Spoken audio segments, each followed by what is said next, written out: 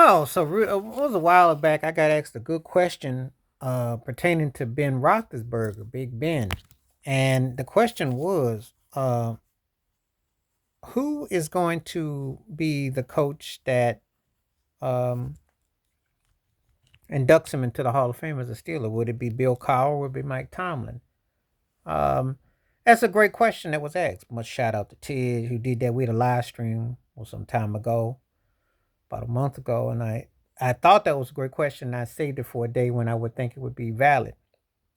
He had won his first ring with Cowher, his last game with Jerome Bettis and all that, but Big Ben did not look good in that Super Bowl.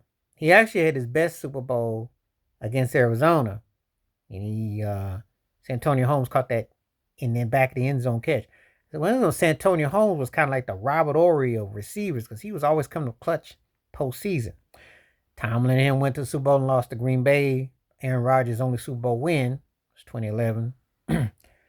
and but the course with everything that happened, political with the kneeling and everything that happened years later, Big Ben had a difference of opinion, and him and Tomlin, there was a whole lot going on.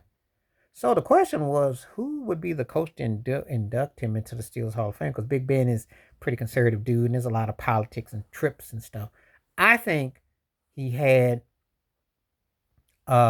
his best foyer with Mike Tomlin, but Bill Cowher was his safe one. But it's interesting when you get into a Hall of Fame, what hat you're gonna wear, um, who you're gonna roll with, and I just think that Mike Tomlin was his better coach for his style for where he was at. I could be wrong. You can feel free to tell me if you think I'm wrong, but I think Big Ben in Pittsburgh. If I'm Roethlisberger, I go with Mike Tomlin. That was his best success. He had more talent there. The uh no diss to Hines Ward, no diss to with Jerome Bettis in them, but when he had Antonio Brown and they had a better crew. You know, uh, they had a better crew. They had a more, he had more run. They just didn't win all the time. They had more run. They just had to go against the Patriots, and there's a lot of stuff there. But I think Tomlin was the coach that I would almost say to identify. Because sometimes this comes up where if you're a quarterback or if you're a baseball player, basketball player, who the coach that you identify with, who would initiate you in, who would ingratiate you in?